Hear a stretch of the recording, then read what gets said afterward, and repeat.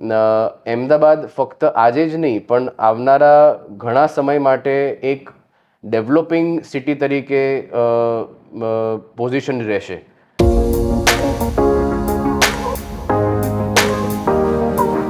કેમ છો મિત્રો? આશા છે આપ લોકો મજામાં હશો. So this is suppose to be our 6th episode on why Ahmedabad. જે સિરીઝ છે અમદાવાદમાં ઇન્વેસ્ટમેન્ટ કેમ કરવું જોઈએ, ક્યુ લોકેશન, શું કામ એને અમદાવાદ, છેલ્લા 10 વર્ષ શું, આવનારા 10 વર્ષ શું. સો આજે આપણી સાથે છે સ્વાગતભાઈ વ્યાસ, જે છે managing director of Vishwanath group, second generation entrepreneur into real estate developing, a firm that is active into real estate developing since last 30 years. So welcome to the channel and thank you Swagat bhai for giving your precious time to us. Thank you very much, Savan bhai. It is a pleasure to be on the show. Thank you. So Swagat bhai, જેમ મેં આપને વાત કરી કે this is the concept on Ahmedabad. Right. So first questions remains the same કે કેમ Ahmedabad, investment શું કામ અમદાવાદમાં કરવું જોઈએ, so why Ahmedabad? So Ahmedabad real estate is a market where when it comes to the Gujarat, which is a hub for development in the recent years, after so many projects infrastructure level પર કે real estate level પર કે development level પર જે બધા થઈ રહ્યા છે એ આજકાલ ગુજરાતમાં ના અલગ અલગ શહેરોમાં દરેક જગ્યાએ થઈ રહ્યા છે. So when it comes to Gujarat, then જેમ તમે કીધું Rajkot and Ahmedabad are the two major cities which are the central face of the development of Gujarat. અને Ahmedabad being accessible to Bombay on a nearer scale with the connectivity of the expressways which is very much easier to travel with in terms of its connectivity with the international markets, in terms of the airports and domestic and international revenues coming in. Ahmedabad ફક્ત આજે જ નહીં પણ આવનારા ઘણા સમય માટે એક ડેવલપિંગ સિટી તરીકે પોઝિશન રહેશે. નાવડેઝ વી સી કે બોમ્બે, દિલ્હી ને બધા સિટીઝમાં અત્યારે મેટ્રોપોલિટન સિટીઝમાં બધા ડેવલપમેન્ટના પોટેન્શિયલ ફૂલફિલ થઈ ગયેલા છે. Whereas Ahmedabad is a city where, because of its location, because of its radial planning scheme, ring roads જે radial level છે એ બધાના કારણે Ahmedabad can be expanded from all the directions forever. Okay. Now we see it કે Gandhinagar is connecting to Ahmedabad as a sister city. એ જ રીતે આ બાજુ સાણંદ છે વેસ્ટર્ન સાઇડ, ઈસ્ટર્ન સાઇડ અલગ સિટીઝ છે, સધર્ન સાઇડ સિટીઝ છે. બધા કનેક્ટિવિટી સાથે Ahmedabad can be a very good development potential in the next future years. Okay. So it was a great insight. So my next question is Swagat bhai કે એવા કયા specific factors છે જેને લઈને Ahmedabad investment માટે પોટેન્શિયલ ધરાવે છે અથવા તો એ એટ્રેક્ટ કરે છે to the investors? There are so many factors in Ahmedabad, majorly one of them being the amount of migration that is coming in from the regions of Saurashtra, from the tier 3 cities of Gujarat, નાના નાના cities ને શહેરોમાંથી જે લોકો આવી રહ્યા છે. સો that pushes up the factor of residential sales, first of all. Second of it is the corporates that are here, સાણંદમાં અને અલગ અલગ જે બધા વિસ્તારોમાં જે ફ્રિન્જ એરિયાઝ આપણે કહીએ છીએ અમદાવાદના સરાઉન્ડિંગ એરિયાઝમાં જે અમાઉન્ટ ઓફ કોર્પોરેટ્સ છે, લેટ્સ સે Zydus has it's corporate house here, Nirma, Adani, એટલા બધા લોકોના જે બધા બિગ કોર્પોરેટ્સ આવી રહ્યા છે એના કારણે અમદાવાદમાં in terms of employ generation એક જે ફેક્ટર હોય છે રિયલ એસ્ટેટ માટેનો, it is the highest among the cities of Gujarat. એટલે it becomes a major bolster effect to make a good push for the real estate. ફોર્ડનો plant છે અહીંયા, કેટલા બધા ફાર્માસ્યુટિકલ કંપનીઝ છે, ઇન્ટાસ ને બધી, એ બધાના પોતપોતાની ફેક્ટરીઝ ને બધા અહીંયા વર્ષોથી છે. Okay. So it is a very good base for the industrial development and the employees and the generation that is coming from those industries. So yes, so that is a major factor for it. Okay. So સ્વાગતભાઈ, હું તમને એવું પૂછું કે છેલ્લા 10 વર્ષ અમદાવાદના અને આવનારા 10 વર્ષ, Right. સો છેલ્લા 10 વર્ષનું ડેવલપમેન્ટ આપે જોયું હશે. રાઈટ. સો એ કેવું હતું, શું છે અત્યારે, અને તમે શું પ્રિઝ્યુમ કરો છો આવનારા 10 વર્ષ? જે પ્રમાણે મેં જોયું છે એ પ્રમાણે છેલ્લા 10 વર્ષનું development was more intrinsic in Ahmedabad. The development was majorly centric to the ring road, જે આપણે અત્યારે અમદાવાદનો 76 કિલોમીટરનો સરદાર પટેલ એસપી રિંગ રોડની જે આપણે કહીએ છીએ અંદરની સાઈડનું જે વિસ્તાર હતો, એ બધામાં ડેવલપમેન્ટ ઘણા ફ્લરિશ થયા છેલ્લા 10 વર્ષમાં. એટલે હું 2013થી લઈને 23ની વાત કરું તો એમાં દરેક એરિયાઝમાં, એટલે પૂર્વમાં પણ જે આપણે કઠવાડા અને બધા જે એરિયાઝ છે એમાં બી મેજર ડેવલપમેન્ટ રિંગ રોડની અંદર થયા, નવા પ્રોજેક્ટ્સ એમાં મુકાયા, બીટ હાઉસિંગ કે બીટ કોમર્શિયલ કે બીટ મિક્સ્ડ યુઝ, એ બધા જ પ્રોજેક્ટ્સો એ બધા એરિયાઝની અંદર ઘણા ડેવલપ થયા છેલ્લા વર્ષોમાં. હવેના 10 વર્ષોમાં એવું છે કે infrastructure is now going beyond the ring road. એટલે જેમ કે શેલા વિસ્તાર છે કે શીલજ છે, કે જે which are two major areas of the western Ahmedabad where people are vying to have their location of house at, એ બધા જ એરિયાઝ રિંગ રોડથી 2-2.5 કિલોમીટર દૂર છે. ઓકે. એ જ રીતે જે નવા વિસ્તારો જે ડેવલપ થઈ રહ્યા છે, જેમાં ઓગણજ આવે છે, પછી તમે ગાંધીનગર ને અમદાવાદની વચ્ચેના ઘણા વિસ્તારો છે, એ બધા વિસ્તારો બી રિંગ રોડની બહારની સાઈડ આવે છે. સો એ બધા વિસ્તારોમાં અત્યારે there is this good absorption of sales which we can see and which we will see in the next 10 years. કારણ કે એ બધા એરિયાઝમાં જે વેક્યુમ હતું એ ધીરે ધીરે ભરાતો જાય છે, એ ધીરે ધીરે એમાં પ્રગતિ થતી દેખાય છે, in terms of infrastructure also, in terms of projects also. So આવનારા 10 વર્ષ is only beyond the ring road in terms of development. અને ત્યાં બધા નવા પ્રોજેક્ટ્સો અને વિકાસ ત્યાં થશે એવું દેખાઈ રહ્યું છે. ખૂબ સરસ સ્વાગતભાઈ. સો સ્વાગતભાઈ, હું કહું, રિસેન્ટ યર્સની અંદર Ahmedabad has seen very good growth in real estate.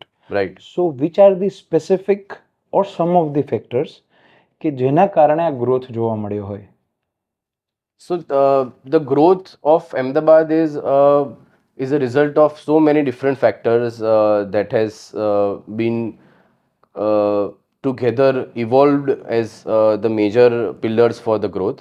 I think one of them being the development of the realization of good areas like Gift City, SEZમાં અને બધી જગ્યામાં જે અત્યારે ડેવલપમેન્ટ થઈ રહ્યા છે, એ બધી ડેવલપમેન્ટના કારણે all over growth of Ahmedabad has become stronger. ઢોલેરામાં અત્યારે સારું ઇન્ફ્રાસ્ટ્રક્ચર થઈ રહ્યું છે, એ બધા ઇન્ફ્રાસ્ટ્રક્ચર્સ પણ it gives a effect to the development of Ahmedabad real estate. પછી દેન દેર ઇઝ ધીસ ઓબ્વિયસ, જે મેં આગળ જણાવ્યું એવી રીતે, માઇગ્રેશન ફ્રોમ Tier 3 cities ને Tier 2 cities of Gujarat which is coming to Ahmedabad for the search of job opportunities, for personal development, for future growth of themselves and their families and their school education. એ બધા ફેક્ટર્સના કારણે there are so many people which are coming to Ahmedabad and shifting towards Ahmedabad. The other major factor that I feel is that I've seen lately કે lot of people are shifting to better locations.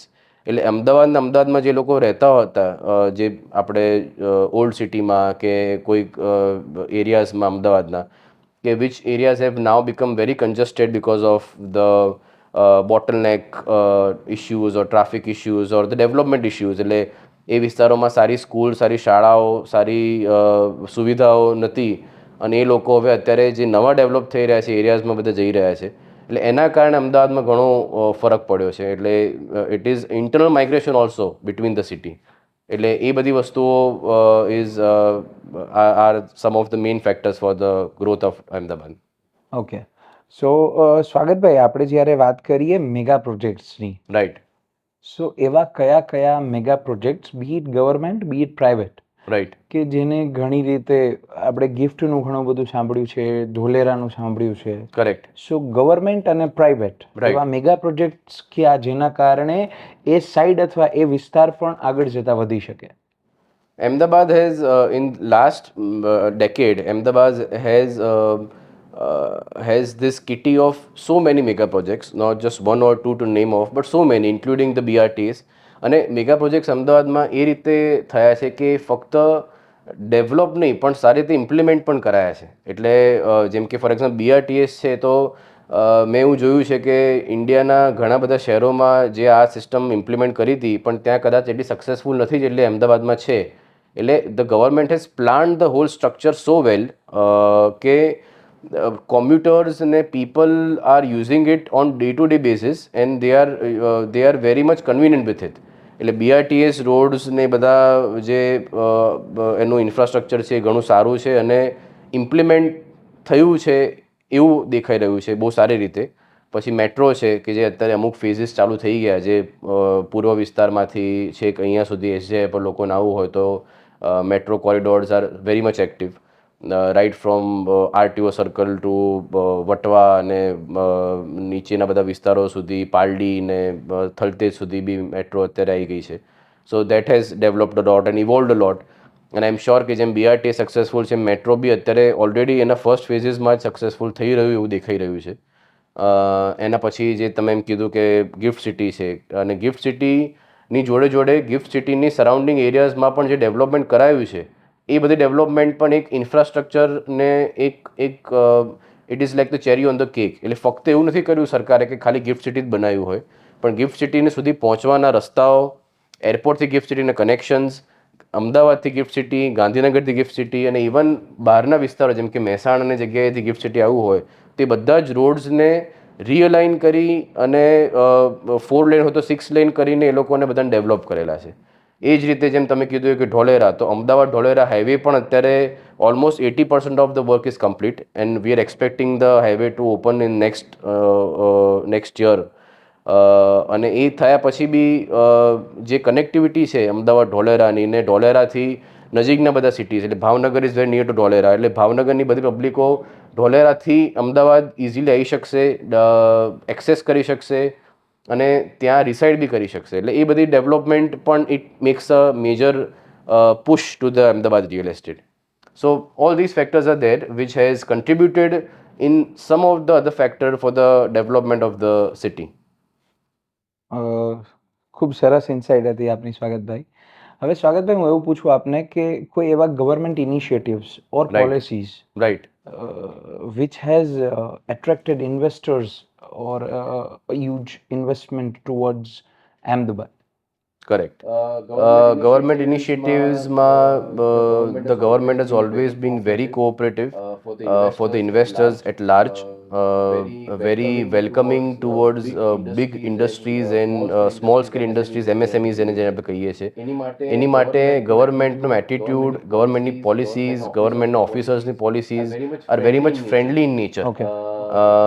towards all these things. એટલે that behavior of the government has itself attracted a lot of people in Ahmedabad, be it corporates, be it MNCs, be it local authority, local developers and everywhere. So everyone has been very welcoming.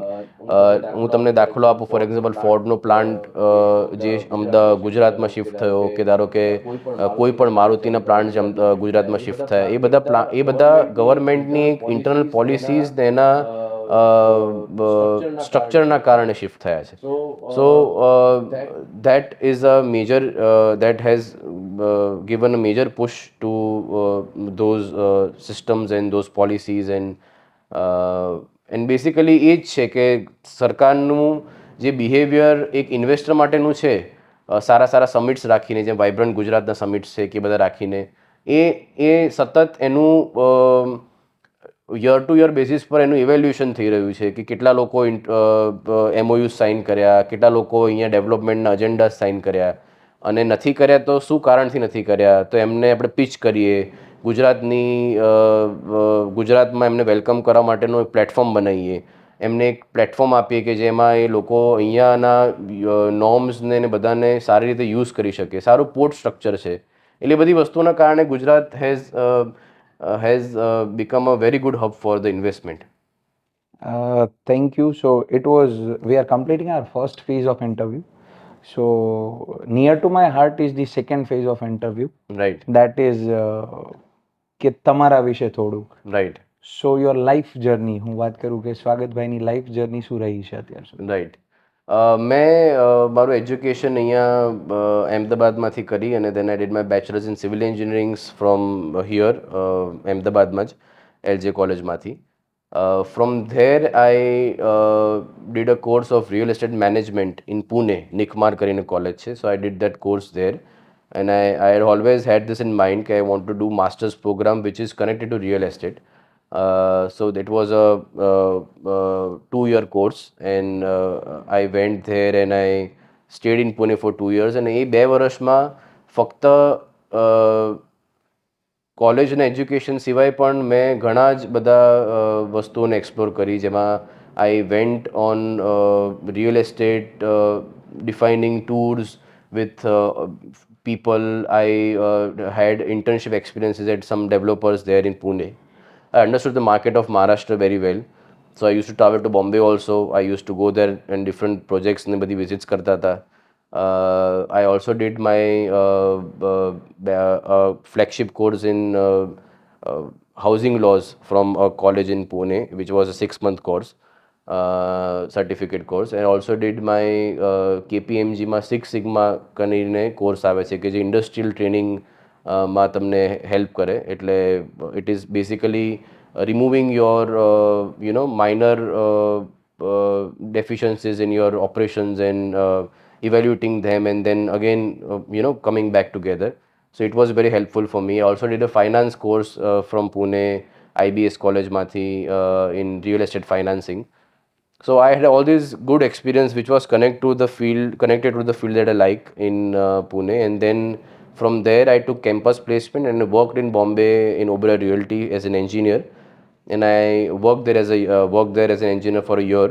ત્યાં એક school બનતી હતી ઓબેરોયની Jogeshwari road પર. And I had all the experience right from the casting to finishing સુધીનું. અને એ area એવો હતો કે જેમાં ફક્ત સ્કૂલની સિવાય એમના બીજા 2-3 પ્રોજેક્ટ્સ ચાલતા હતા જે હાઈરેઝ હતા 40 માળના 50 માળના. એમાં પણ વિઝિટ કરવાનું ઓપોર્ચ્યુનિટી મળતી હતી. કોન્ટ્રાક્ટર્સને અને ત્યાંની જે બધી સિસ્ટમ્સ છે પરચેઝની બિલિંગની એ બધું સમજવાનું અને જાણવાનું મળતું હતું. So it was very good experience. અને પછી ત્યાર પછી એ બધા અનુભવો લઈ અને અમદાવાદમાં એક મક્કમતાથી એક નવી દિશા કંપનીને આપવી, એ એ માનસિક મક્કમતાથી અહીંયા આવી અને પછી અહીંયા બધી વસ્તુઓની શરૂઆત કરી. સો સ્વાગતભાઈ, મારો બીજો ક્વેશ્ચન એવો છે કે હવે એ પૂછવો કે કેમ નહીં, મારા માટે એક ક્વેશ્ચન છે. So next question was entering into real estate for Swagat Vyas was by choice or by chance? So તમારા આગલા જવાબમાં એવું ખબર પડે છે it was 100% by choice. Right. So yes, very true, by choice જ છે. અને એવું હતું કે નાનપણથી અમે જોયું છે એને વિઝ્યુઅલાઇઝ કર્યું છે પ્રોજેક્ટ્સ પર. જ્યારે મારા ફાધર જતા ત્યારે I use to accompany him. So I've had this thing પહેલેથી ઇન માઇન્ડ કે મારે કરવું છે તો આ જ કરવું છે. There was no other thing that had come to my mind કે ભાઈ આ ફિલ્ડ કરું કે આ ફિલ્ડ કરું. And I was very clear કે વધીશું આમાં જ તો it would be good team work together. અને so yes, by choice. So સ્વાગતભાઈ, your student life, right. એટલે એવું કોઈ ઇન્સિડન્ટ સ્કૂલનો હોય જેને એક એંગલ, એક પર્સપેક્ટિવ ચેન્જ કરી નાખ્યો, અને એવું કોઈ ઇન્સિડન્ટ કોલેજનો હોય કે during your learning phase, any kind of incident that you have happened with you? So in terms of incidents મારે શીખવા સારું એવું પુણેમાં મળ્યું જ્યારે મારી કોલેજ ચાલતી હતી ત્યારે. Because I use to my timing of the day wear very much packed. એટલે હું એક સાથે 3 જગ્યાએ અલગ અલગ કોર્સ સ્કૂલ પતાયા પછી કરતો હતો. એટલે એ બધી વસ્તુઓનો મને અનુભવ ઘણો સારો રહ્યો અને એક training period of my life હતો. અને એમાં જે પછી મેં ઇન્ટર્નશિપ્સ બધી કરી એમાં બી મને સારા અનુભવો કોર્પોરેટ કલ્ચરના, ટીમ વર્કના, એમ્પ્લોય મેનેજમેન્ટના બધા મળ્યા.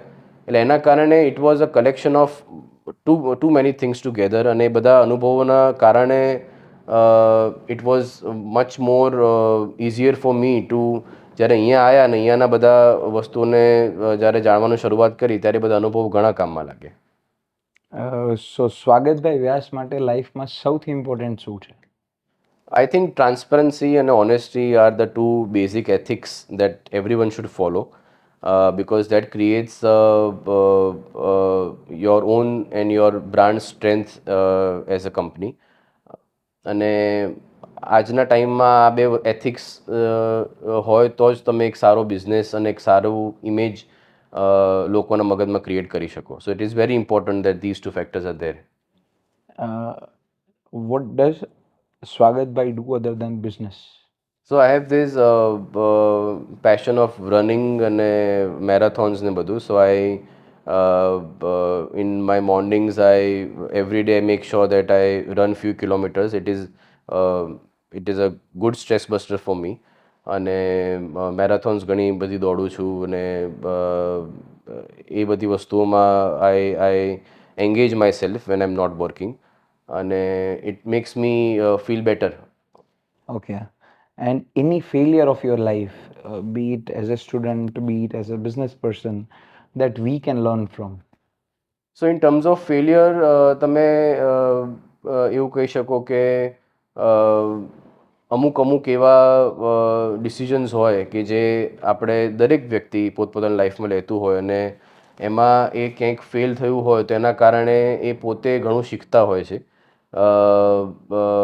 ઘણી બધી વસ્તુઓમાં એમને કંઈક વસ્તુમાં નિર્ણયમાં કંઈક ખોટ થઈ હોય અથવા કોઈક નુકસાન થયું હોય અને એ વસ્તુઓના કારણે પોતાની જાતને અમેન્ડ કરી અને બાઉન્સ બેક થાય છે. ઇટ ઇઝ વેરી ઇમ્પોર્ટન્ટ કે તમે ફેલિયર્સથી શીખો, ફેલિયર્સથી તમે એ વસ્તુઓને રીએનાલાઇઝ કરો અને ફરી ના થાય એનું તમે ધ્યાન રાખો. It is very important. I remember કે કોલેજમાં મારી મિડ સેમ્સ ને બધી વસ્તુઓ હતી કે જેમાં એક વર્ષમાં આઈ થોટ કે ભાઈ ચલો મને એક સબ્જેક્ટમાં ઓવર કોન્ફિડન્સ હતો કે ચલો આ મને આવડે છે ને it's very easy for me and I go there and just write the paper and I flourish. અને એમાં મને એક્સપેક્ટેડ જે માર્ક્સ હતા એટલા ના આવ્યા. So it made me realise કે you should not be over confident about the things that you already know. તમને એક વસ્તુ આવડે છે એનો મતલબ એ નથી કે દર વખતે એ વસ્તુમાં તમે સક્ષમ થશો. સો તમે એ વસ્તુઓને you have to B cautious about it અને એસ્પેશિયલી જે વસ્તુ તમને આવડતી એમ વધારે જેથી કરીને તમે ક્યાંય બી એવું કોઈ પગલું ના ભરી દો કે જે તમને નુકસાનકારક થાય. Yes. So, Swagat Bhai, now this is the last round, that is rapid fire round. Right. So, હું તમને એક શબ્દ કહીશ, ઇમિડિયેટલી જે તમને શબ્દ મગજમાં આવે, so you have to answer that thing. Right. So, family, wealth. father, guidance. mother, love. business, way of life. network, relations. friendship in business world, the most important. trust, transparency. Ahmedabad, growth. India. Bigger growth. Thank you so much, Swagat Bhai. It was so insightful and great interview, and thank you for giving your precious time and having us here. Thank you સાવનભાઈ. It was very engaging અને I am sure કે ઓડિયન્સને ને બધાને કંઈક નવી વસ્તુઓ અને કંઈક નવી ઇન્સાઇટ્સ અમદાવાદ વિશે આવી જ તમારા માધ્યમથી મળતી રહે અને તમારી પણ ખૂબ પ્રગતિ થાય એવું મારા વિશેષ. Thank you so much. So yes, viewers, this was Mr. Swagat Vyas, the Managing Director for Vishwanath Builders Ahmedabad. So any questions, any queries, yes, you can write in comment. Thank you so much for watching us. Thank you.